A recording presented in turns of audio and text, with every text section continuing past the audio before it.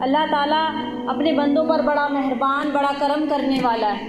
اللہ جس کو چاہتا ہے ہدایت دیتا ہے، جس کو چاہتا ہے گمراہ کر دیتا ہے۔ بے شک ہدایت بھی وہی دیتا ہے، بے شک گمراہ بھی وہی کرتا ہے۔ ہدایت ان لوگوں کو ملا کرتی ہے جو حق کی پیروی کرتے ہیں، حق کی بات سنتے ہیں، حق کو آگے پھیلاتے ہیں، حق کا ساتھ دیتے ہیں۔ گمراہی ان لوگوں کو ملتی ہے جو نہ تو حق کا ساتھ دیتے، نہ ہی حق بولتے، اور جھوٹ کو اپنی زندگی میں اتار لیتے ہیں۔ تو جب یہ کام جب مسلمان کریں گے تو ان کی زندگی سے حق چلا جائے گا، گمراہی کا راستہ وہ خود اختیار کریں گے۔ جب امت قرآن چھوڑ دے گی تو گمراہ ہوگی، جب امت علماء کی بات سننا چھوڑ دے گی تو گمراہ ہوگی، جب قرآن سننا اچھا نہ لگے گا تو گمراہی آئے گی، جب حدیث اور قرآن کی باتیں اچھی نہیں لیں گی تو گمراہی آئے گی، جب دنیا میں دل لگے گا اور آخرت ویران سمجھی جانے لگے گی تو گمراہی پھیلے گی، جب اللہ تعالیٰ کی ذات پر توکل اور بھروسہ ہٹ جائے گا تو مایوسی آئے گی، اور مایوسی کفر تک لے جاتی ہے انسان کو۔ ہمارے گھروں میں مشورات کا نظام قرآن سے دوری کا بنا ہوا ہے۔ جس چیز کی محبت انسان کے دل میں اترتی ہے وہ اسی کی طرف بھاگتا ہے۔ محبت اگر قرآن سے ہوگی، حدیث سے ہوگی، اللہ کے رسول سے ہوگی تو وہ انسان اس کی طرف بھاگنے کی، اس کو پانے کی کوشش کرے گا۔ اگر محبت اللہ کے دین کے علاوہ دوسری کسی چیز سے ہوگی، دنیا سے ہوگی، فنون سے ہوگی، کاموں سے ہوگی تو وہ اس کی طرف بھاگیں گے۔ تو ہر دور میں ایسا ہوا کہ ہر دور میں نبی آئے، پیغمبر آئے، لوگوں کو بتایا، سمجھایا کہ تم حق کی طرف آؤ اور گناہ چھوڑ دو۔ ہر دور کا معاملہ ہے، صرف اسی دور کا نہیں۔ ہر دور میں نبی آتے تھے، 1.25 لاکھ نبی آئے، پیغمبر آئے، پھر صحابہ کرام، نبی پاک صلی اللہ علیہ وسلم کا دور آیا، صحابہ کرام آئے، ایمان لے کر آئے۔ جو ان میں ایمان لے کر آئے ان کا تذکرہ قیامت تک باقی رہے گا، اور جو ایمان نہ لے کر آئے ان پر قیامت تک لعنت بھیجی جائے گی۔ تو جب اسلام پھیلا تو عرب کے جو لوگ تھے اور دوسرے ممالک تھے، واسطہ سردار تھے، عرب کے جو سردار تھے، تو ان کے دل تسلیم نہیں کرتے تھے ایمان کو اپنے اندر لانے کے لیے۔ ان کی پیسے کی شان و شوکت، ان کا رتبہ، ان کا اونچا ہونا، وہ حق کو قبول نہ کر سکا، وہ پیچھے رہ گئے، اور ہر وقت اس سازش میں لگے رہتے تھے ہم کیسے ان کو پیچھے کریں، ہم کیسے آگے بڑھیں، لوگ ہماری بات سنیں، ان کی بات نہ سنیں۔ جب انسان کسی منصب پر فائز ہوتا ہے یا اس کے ہاتھ میں کچھ رتبہ ہوتا ہے یا کسی مال کا مالک ہوتا ہے تو وہ یہ سوچتا ہے کہ پبلک میری طرف آئے، لوگ میری طرف آئیں، میری بات سنیں، میری عزت، میرا اکرام زیادہ ہو۔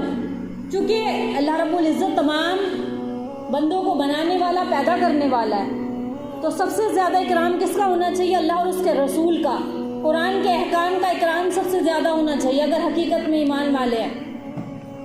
تو بڑے بڑے سردار آئے، انہوں نے پورے ایڑی چوٹی کے زور لگا دیے کہ کس طرح سے اللہ کے نبی کی بات نہ سنی جائے، کوئی ان کے قریب نہ جائے، جو قریب جاتا ہے وہی ان کی بات سنتا ہے، وہی ایمان لے کر آتا ہے، اور ہماری بات ختم ہوتی جا رہی ہے، لوگ ان کی طرف جا رہے ہیں، لوگ ان کی طرف مائل ہو رہے ہیں۔ تو یہ کیا تھا؟ قرآن تھا، یہ قرآن کا معجزہ تھا کہ جب قرآن سنتے تھے تو دل بدل جاتے تھے۔ اس زمانے میں جب قرآن کا نزول ہوا، وہ بالکل پتھر دل لوگ جنہوں نے کبھی قرآن کو دیکھا نہیں تھا، صرف قرآن کی آیتیں، یعنی کتابت کی شکل میں قرآن تھوڑی نہ نازل ہوا، قرآن کی تو ایک ایک آیت اترتی تھی اللہ کے نبی پاک صلی اللہ علیہ وسلم کے سینے اطہر پر۔ وہ قرآن پھر صحاباؤں کے دل میں محفوظ ہوا، اور دھیرے دھیرے کتابت کا سلسلہ تو بہت حضرت عثمان غنی کے دور میں بہت عرصے بعد آیا۔ اس سے پہلے تو سب سنی سنائی بات تھی، دلوں میں محفوظ تھا قرآن۔ اور دیکھو دل کتنے قرآن کو محفوظ کرنے والے تھے کہ جو سنتے تھے اس پر عمل کرتے تھے، ان کے پاس لکھی ہوئی کوئی تحریر نہیں ہوتی تھی، جو سنتے تھے قرآن پر عمل کرتے تھے۔ آج تو قرآن رنگین حرفوں میں، چمکدار حرفوں میں، بہترین غلاف میں اور بہترین صندوق اور سامان کے ساتھ مزین کر کے گھروں میں رکھا ہوا ہے، لیکن پھر بھی دل خالی ہے اس سے، نہ پڑھنے کا شوق ہے، نہ سننے کا شوق ہے، نہ عمل کا شوق ہے۔ کیسے پڑھے، کیسے سنے، اور دنیا نے اس قدر ان کو بے بس کر دیا، دنیا کی محبت نے، کہ ان کو وقت بھی نہیں ملتا کہ ہم قرآن کھول کے دیکھیں یا ہم اپنے بچوں کو دین پر لگائیں۔ علماء کے بہت بیان آ رہے ہیں کہ اس وقت سب سے بڑی محنت یہ ہے کہ اپنے بچوں کا ایمان سلامت رکھو، اپنوں کا بھی اور اپنے بچوں کا بھی، یہاں تک کہ اب ایمان کی سلامتی کے خطرے پیدا ہونے لگے کہ یہ لوگ مرتد نہ ہو جائیں، اسلام سے دوری اختیار کر لی مسلمانوں نے۔ وجہ یہی ہے کہ قرآن اگر پڑھا بھی ہے تو کبھی سمجھا نہیں، زندگی گزر گئی، کبھی سمجھنے کی کوشش نہیں کی۔ تو قرآن کیا ہے؟ دلوں کو روشن کرنے والی کتاب ہے. قرآن سے دل روشن ہوتے. جو قرآن سنے گا اس کا دل روشن ہوگا. اللہ اس کے دلوں کے جنگ کو دھو دے گا. قرآن مجید کی آیت ہے الذین آتیناہم الکتاب یتلونہ حق تلاوتہ، کہ قرآن مجید اللہ رب العزت کا کلام ہے. اللہ رب العزت کے پیغام اور ہدایت ہے. اس کو اللہ رب العزت نے اپنے بندوں کی رہنمائی کے لیے بھیجا ہے. کس کے لیے بھیجا ہے؟ بندوں رہنمائی کے لیے بھیجا ہے. اس قرآن مجید میں ایک عجیب بات ہے کہ جب اس کو پڑھا جاتا ہے تو دل متاثر ہوتے ہیں. جب اس کو پڑھا جاتا ہے، دل سے سنا جاتا ہے تو دل ہمارے گھومتے ہیں اس کی طرف. دنیا کی اور کوئی کتاب اٹھا لو، تھوڑی بہت دیر کے بعد سن کے بور ہو جائیں گے. اس کو ساری زندگی ہو گئی پڑھتے پڑھتے سنتے سنتے، کبھی دل بور نہیں ہوتے. ایمان والوں کے دل بور نہیں ہوتے. اور اس کی تعلیم ایسی ہے کہ قرآن مجید کے ساتھ اس کی محبت ایسی ہو جاتی ہے کہ قرآن اس کو عزت دیتا ہے. جب اس کی محبت بڑھ جاتی ہے، قرآن سے لگاؤ ہو جاتا ہے، تو پھر اللہ تعالیٰ اس کے ذریعے سے ان کو عزت دلواتا ہے. حدیث پاک کا مفہوم ہے. حدیث میں آتا ہے کہ تو تبرک بالقرآن فإنہ کلام اللہ، کہ تم قرآن سے برکت حاصل کرو کیونکہ یہ اللہ کا کلام ہے. تم قرآن سے برکت حاصل کرو کیونکہ یہ اللہ کا کلام ہے. آج ہمارے گھروں میں قرآن ہے، بتاؤ ہمارے دل کیسے نورانی ہو رہے ہیں. قرآن ہونے کے باوجود قرآن چاہے دیکھ کے پڑھو یا موبائل پر سنو، کتنی فیسلٹی ہے ہمارے پاس آج کی تاریخ میں کہ ہم آرام سے قرآن کو پڑھ بھی سکتے ہیں اور سمجھ بھی سکتے ہیں. سیدنا عثمان غنی رضی اللہ فرماتے ہیں کہ جس انسان نے اپنے دل سے، یعنی کہ اندھیرے کو اگر اس نے اپنے دل سے دور کر لیا تو قرآن اس نے اتنی پہچان کر لی تو اس کا دل قرآن مجید پڑھنے سے کبھی بھی نہیں بھر سکتا. ہاں، دل میلا جب ہو جاتا ہے تو اس کا دل بھر جاتا ہے. جب دل میلے ہونے لگتے ہیں نا، دلوں میں وسوسے پڑے رہتے ہیں، میلے ہونے لگتے ہیں، دل گندے ہونے لگتے ہیں، ان کی روحانی بیماریاں ان کو لگ جاتی ہیں، تو ایک رکوع پڑھنا بھی مشکل ہوتا ہے. پھر ایک رکوع پڑھنا بھی مشکل ہو جاتا ہے. اس کی مثال ایسے ہی ہے بالکل ٹھیک جیسے کہ کوئی انسان بیمار ہو جائے، کوئی بندہ بیمار ہو جائے اور روٹی کھانے کو دل نہیں کرتا. صحت مند ہو تو روٹی کھانے کو دل کرے، کیونکہ اندر سے وہ بیمار ہے نا، روٹی کھائے کیسے. تو ٹھیک اسی طریقے سے جب اس کے اندر اس کا دل مردہ پڑ جاتا ہے، سست پڑ جاتا ہے، تو قرآن کی نصیحت، قرآن کی عظمت اس کے دلوں میں نکل جاتی ہے. پھر کوئی باز نصیحت اس کو فائدہ نہیں دیتی. اور پاکیزہ دلوں کی پہچان کیا ہے؟ جو دل پاکیزہ ہوتے ہیں. تو اگر روحانی بیماریاں نہ ہو تو دل صاف اور پاکیزہ ہوتا ہے. اس کی پہچان یہ ہے کہ مومن کا دل کبھی بھی قرآن سے شیر نہیں ہوتا، یعنی کہ کبھی نہیں بڑھتا.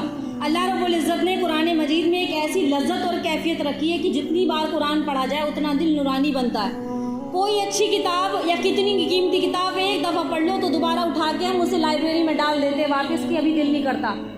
قرآن کو ہمیشہ سینے سے لگاتے ہیں، چومتے ہیں، اس کا استقبال کرتے ہیں، کیونکہ یہ دلوں میں بستی ہے. اس کے پڑھنے سے دل نورانی بنتے ہیں.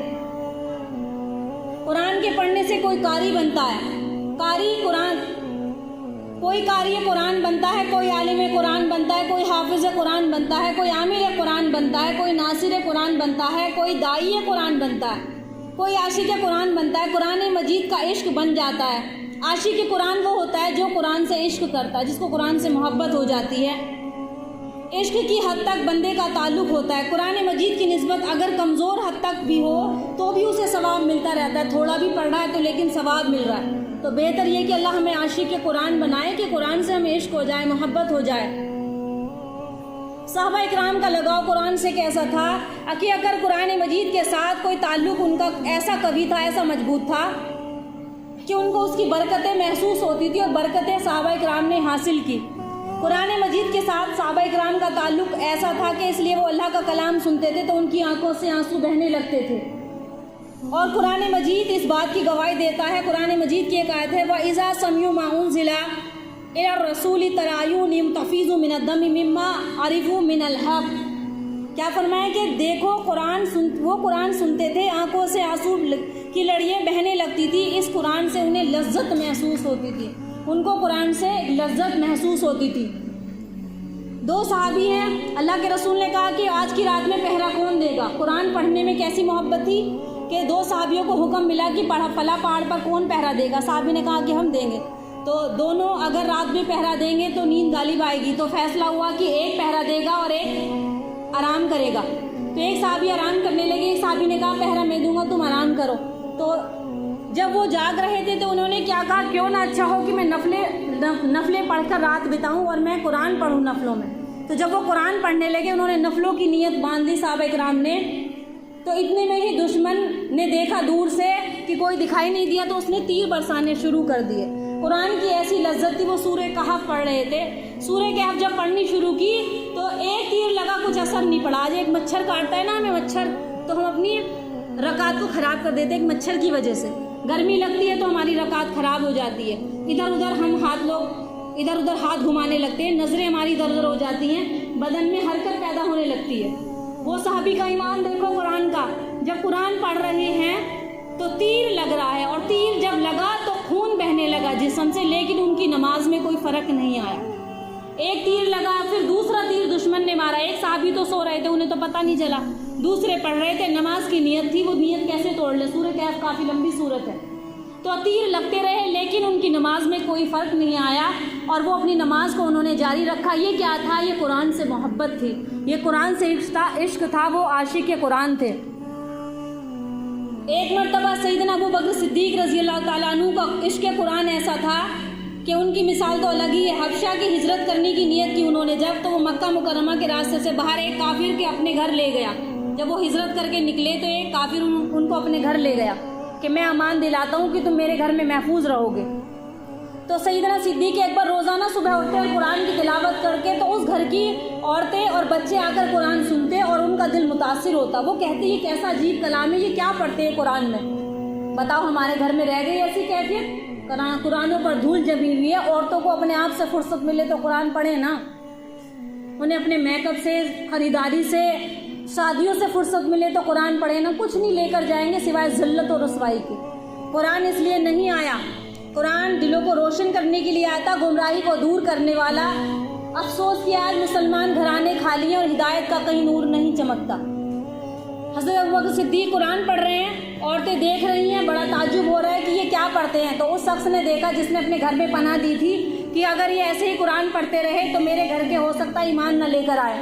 تو انہوں نے کہا ٹھیک ہے، تم اپنا راستہ اختیار کرو، میں نے اپنی امانت واپس لے لی۔ چنانچہ لوٹ کر واپس آئے اور مکہ مکرمہ میں ٹھہرے۔ اللہ نے انہیں نبی علیہ الصلوۃ والسلام کے ساتھ ہجرت میں قبول فرما لیا، پھر واپس اپنے مکہ مکرمہ آ گئے۔ ایک صحابی ابی بن کعب، بہت اچھے قاری تھے قرآن کے، بہت خوبصورت انداز سے قرآن پڑھا کرتے تھے۔ فرمایا کہ کعب قرآن سناؤ، تو وہ عرض کرنے لگے اللہ کے پیارے حبیب، قرآن مجید تو آپ پر نازل ہوا، آپ زیادہ حقدار ہیں پڑھنے کے، میں آپ کے سامنے کیسے قرآن سناؤں؟ تو فرمانے لگے نہیں، اللہ کا یہی حکم ہے تم قرآن پڑھو، اللہ نے یہی حکم دیا ہے۔ تو نبی علیہ الصلوۃ والسلام نے فرمایا کہ ہاں مجھے ایسا حکم ملا ہے، یعنی کہ وہ صحابی کہنے لگے کہ اللہ نے حکم دیا ہے آپ کو کہ میں قرآن پڑھوں۔ اللہ نے ان کا نام لے کر کہا کہ ان سے کہو کہ قرآن پڑھیں، کہ اللہ کو ان کی آواز اتنی اچھی لگی، اتنی پیاری لگی کہ وہ قرآن پڑھ رہے ہیں۔